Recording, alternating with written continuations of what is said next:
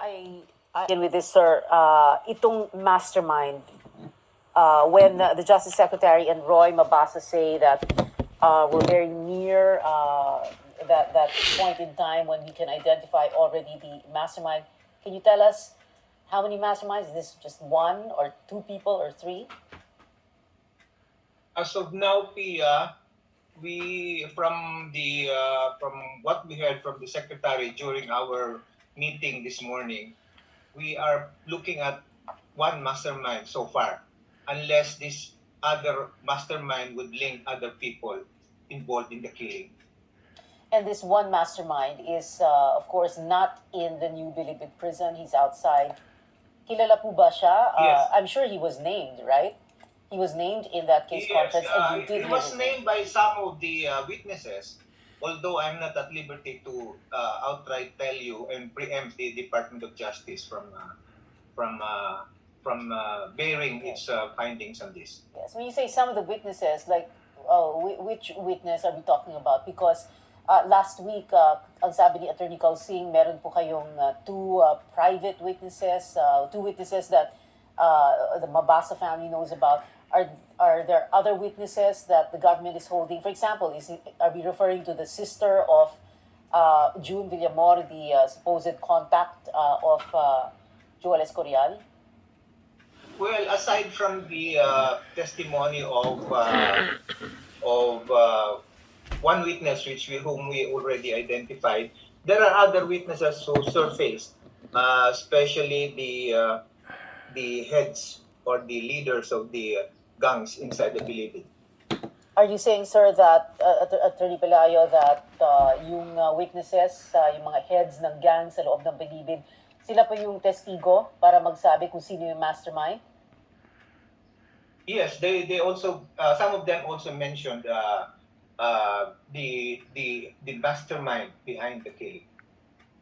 And itong mention ng mastermind na ito, like you said earlier, wala siya sa Bilibid. They named this person. No, he is not in the Bilibid. Can you, if you say na kilala siya, kanina sabi po ninyo, kilala siya,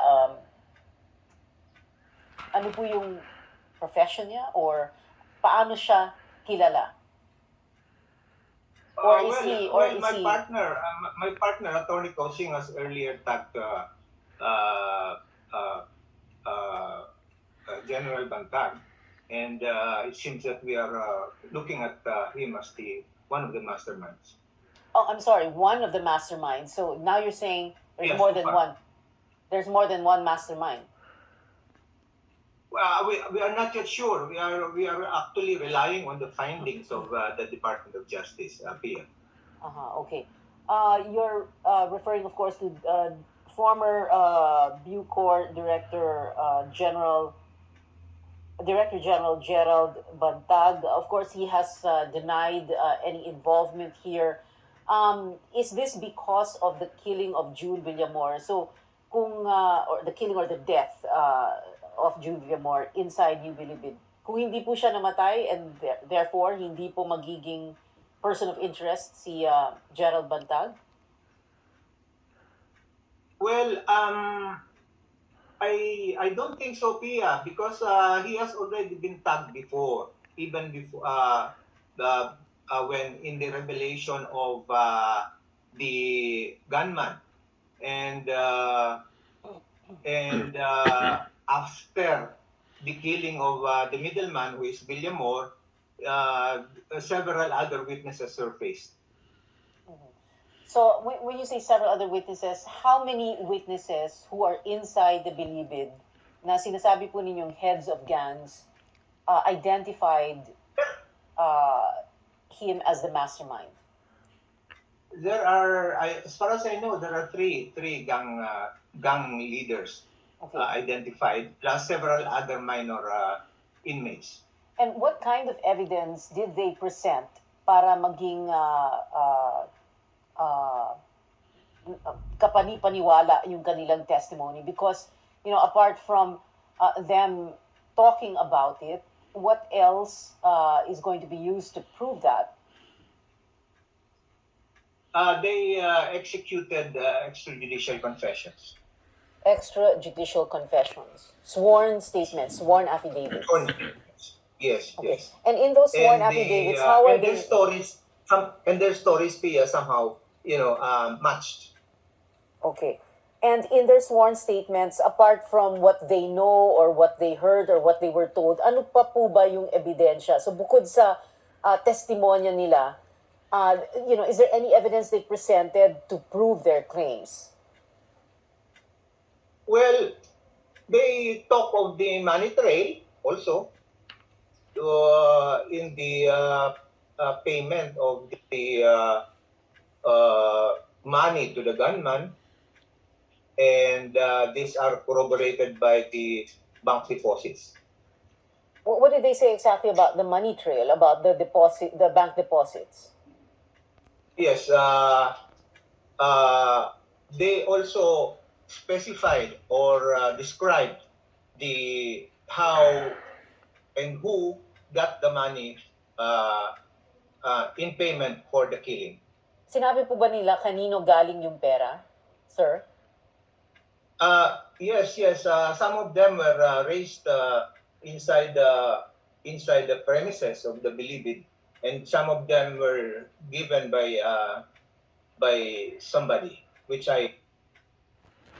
So, kaibigan, napakinggan po ninyo ang panayam ni Pia Ontiveros kay Atty. Pelayo. So, lumalabas po rito na naglikom sila ng pera mula sa loob ng Muntinlupa upang ibayad sa mga hitmen, which is composed of 5 to 6 people na nagmatyag, nag-actual implementation, and then the assassination itself. So right now, as I've said earlier in the first part of the episode program, na process of elimination, lumalabas na dalawa na lang ang suspect. Ito na lang si General Bantag at saka yung isang papangalanan pa sa mga susunod na araw. So, paano kung wala naman palang katauhan itong question mark na mastermind na ito? Paano kung kay General Bantag lang? Di welcome. Welcome back siya doon sa Juan. Welcome back siya sa Bilibid, mga kaibigan. Aray ko po. Batay sa nauna nating panayam, sa nauna nating episode ay sinabi niya kay Katonying sa interview nila kay Katonying na hindi siya susuko at lalabanan niya ang gobyernong ito. Kasi alam na niyang mangyayari. Tatadta rin siya ng mga preso nandun. Walang pakundangan yung mga yun kung siyempre maraming kriminal din doon na hardened, at saka marami rin galit sa kanya dahil in fairness to him, marami din naman siyang ginawa, like inalis na yung prostitution, inalis na yung drug pushing. Oops, mainit na issue. Inalis niya sa media siguro, sa kwan lang. Pero mabalik po tayo, wag na tayong lumayo at tutumbukin na natin ang husto. So, lumulutang na dalawa na lang ang suspect, mga kaibigan. Delikado.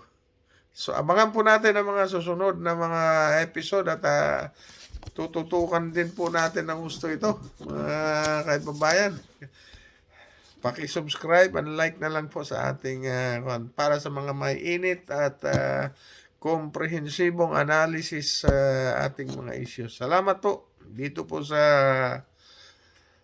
Busisi ng Bayan. Bing Liana, ang inyong lingkod.